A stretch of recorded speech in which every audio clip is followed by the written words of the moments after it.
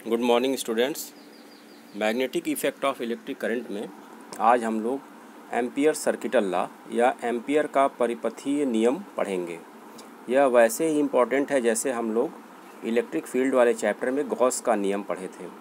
तो चलिए इसको स्टार्ट करते हैं। एम्पियर का परिपथीय नियम, इसका स्टेटमेंट: किसी बंद परिपथ की सीमा के अनुदिश चुंबकीय क्षेत्र B का रेखीय समाकलन लाइन इंटीग्रल पथ द्वारा घिरी नेट धारा I का μ0 गुना होता है। अर्थात इसको हम मैथमेटिकली लिखते हैं line integral of B dot DL equal to μ0 I। इसको प्रूफ कैसे करते हैं?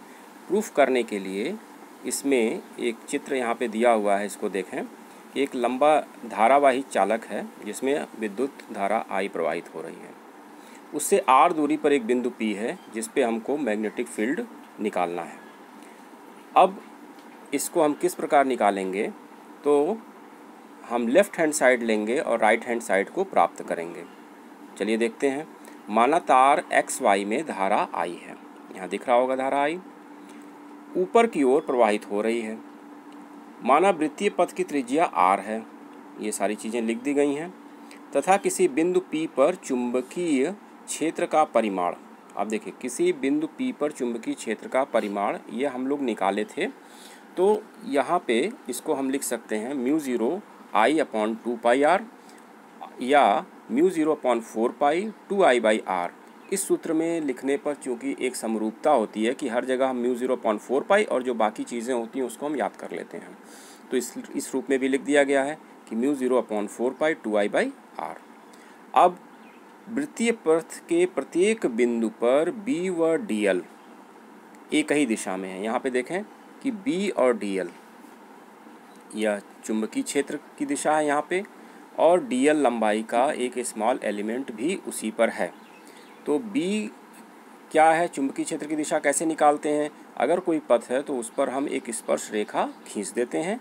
उस स्पर्श रेखा की दिशा में चुंबकीय क्षेत्र की दिशा होगी, जो पूर्व में बताया जा चुका है, और इसी पे DL लंबाई है। तो दोनों एक ही दिशा में है। यह जो तीर दिख रहा है यह DL के ऊपर वेक्टर का साइन है, ध्यान देंगे, ये नहीं समझेंगे कि यह DL की दिशा है। तो DL और B दोनों एक ही दिशा में है, अतः इनके बीच में कोण का मान 0 डिग्री होगा। अब चलिए यहाँ पे देखते हैं, एक ही दिशा में है तो चुंबकीय क्षेत्र का पथ के अनुदिश रेखीय समाकलन या लाइन इंटीग्रल यह क्या होगा? B dot DL equal to B DL cos 0, वही 0 डिग्री यहाँ पे लिया गया है। अब cos 0 का मान 1 होगा, B को बाहर कर लिया चूँकि चुंबकीय क्षेत्र का मान सिमिट्री से एक जैसा है। अब DL इंटीग्रल के लिए हम लोग करेंगे कि DL का क्या इंटीग्रल होगा, यह समीकरण नंबर 1 मान लिया।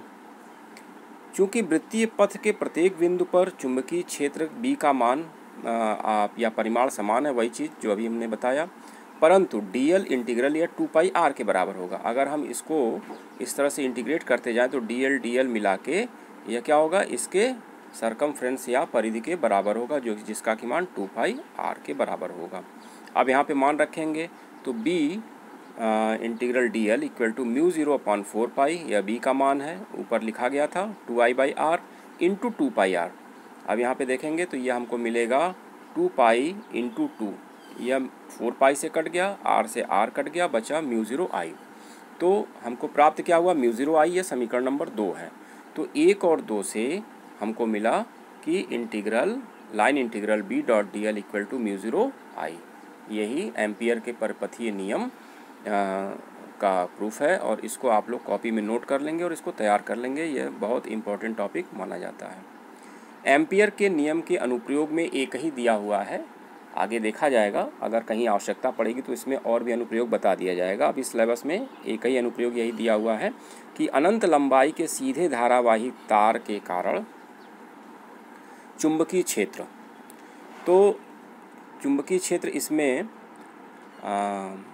कैसे निकालेंगे? उसी तरह से एक धारावाही तार हम लेंगे जिसमें धारा I प्रवाहित हो रही है, उससे r दूरी पर एक बिंदु है जहाँ पर हम चुंबकीय क्षेत्र निकालना चाहते हैं। तो हम μ0 I यानी इनका एम्पियर के परिपथीय नियम का यहाँ पे प्रयोग करेंगे। तो माना एक लंबे तार में धारा I प्रवाहित हो रही है। तार से r दूरी पर बिंदु P पर चुंबकीय क्षेत्र B का मान ज्ञात करना है। तार के परितः r त्रिज्या का एक वृत्त खींचते हैं, यहाँ आप देख सकते हैं, जो P से होकर जाता है। पथ के प्रत्येक बिंदु पर B तथा dl एक ही दिशा में है, यानी थीटा यहाँ पे 0 डिग्री है। एम्पियर के परिपथीय नियम से B डॉट dl इंटीग्रल ये होगा म्यू 0I। अब B dot dl equal to B dl cos 0, क्योंकि दोनों के बीच में यहाँ पर भी 0 डिग्री है, तो cos 0 का मान 1 हो गया, B को बाहर ले लिया, इंटीग्रल dl, तो यह हो जाएगा B इंटू 2πr। अब B इंटू 2πr यह लेफ्ट हैंड साइड का मान आया, यह किसके बराबर होगा? एम्पियर के नियम से, एम्पियर के परिपथीय नियम से म्यू 0I के बराबर।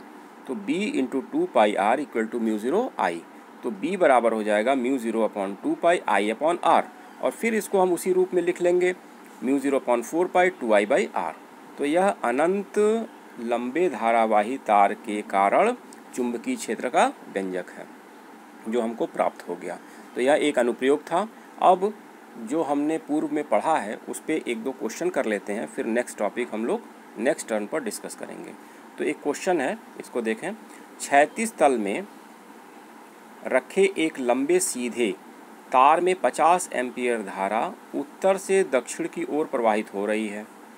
तार के पूर्व में 2.5 मीटर दूरी पर स्थित किसी बिंदु पर चुंबकीय क्षेत्र B का परिमाण और दिशा ज्ञात कीजिए।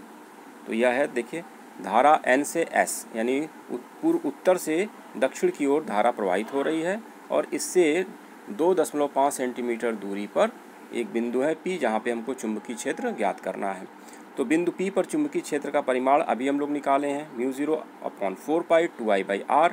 मान रख देंगे, म्यू 0/4π का मान 10⁻⁻7, या 2 है, I का मान 50 और R 2.5।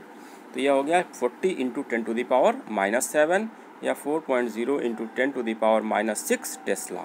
तो और चुंबकीय क्षेत्र की दिशा ऊर्ध्वाधर ऊपर की होगी, और दिशा हम कैसे निकालते हैं? राइट हैंड पाम रूल से, तो आप उसको देख लेंगे।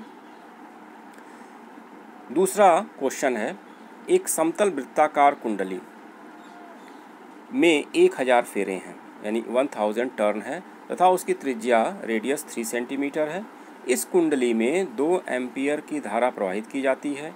कुंडली के अक्ष पर कुंडली के केंद्र से 4 सेंटीमीटर दूरी पर स्थित बिंदु पर चुंबकीय क्षेत्र की गणना कीजिए। तो यह हम लोग निकाल चुके थे और इस सूत्र को डिराइव भी किया गया है। तो किसी कुंडली के अक्ष पर चुंबकीय क्षेत्र की तीव्रता का मान क्या होगा? B = mu 0/4π2πNIa² + x² to the power 3/2। अब यहाँ क्या दिया हुआ है? N = 100 फेरे हैं, 2 एम्पियर की धारा है, ये 3 सेंटीमीटर है, इसको मीटर में बदल लेंगे, 3 × 10⁻⁻2 मीटर। x 4 है, तो इसको भी हम बदल लेंगे 4.0 × 10⁻⁻2 मीटर। अब इस सूत्र में मान रखने पर, जब मान रखेंगे तो हमको क्या मिलेगा? म्यू 0/4π का मान 10⁻⁻7, 2π की जगह देखिए 2π लिखा हुआ है, n की जगह पे 100 लिखा हुआ है, I की जगह 2 लिखा है, a² हो गया 3 × 10⁻⁻2 का होल स्क्वायर। नीचे a² + x², a है 3.0 × 10⁻⁻2 स्क्वायर प्लस 4.0 × 10⁻⁻2 स्क्वायर, ये ब्रैकेट बंद है, पावर 3/2। 4π × 10⁻⁻7 × 100 × 9 × 10⁻⁻4, और इसको जब सॉल्व करेंगे तो 3 का स्क्वायर यहाँ पे 9 हो गया, 4 का स्क्वायर 16 हो गया, दोनों को जोड़ेंगे तो 25 × 10⁻⁻4 दोनों में देखिए है, तो यह 10⁻25 × 10⁻4। अब इसका पावर 3/2, तो 25 का पावर 3/2 करेंगे तो क्या होगा? √5 होगा, उसका क्यूब करेंगे तो हो जाएगा 125, और 10⁻4 को सॉल्व करेंगे तो 10⁻6 आएगा, पावर 3/2 से गुणा करके। इसको सॉल्व करेंगे 36 × 3.14 × 10⁻9/125 × 10⁻6 हो जाएगा 9 × 10⁻4 टेस्ला। तो इस तरह के और भी क्वेश्चन लगा लेंगे। अब नेक्स्ट जो हम लोग टॉपिक पढ़ेंगे, एक समान चुंबकीय क्षेत्र में आवेशित कण की गति, motion of A charge particle in a uniform magnetic field. धन्यवाद।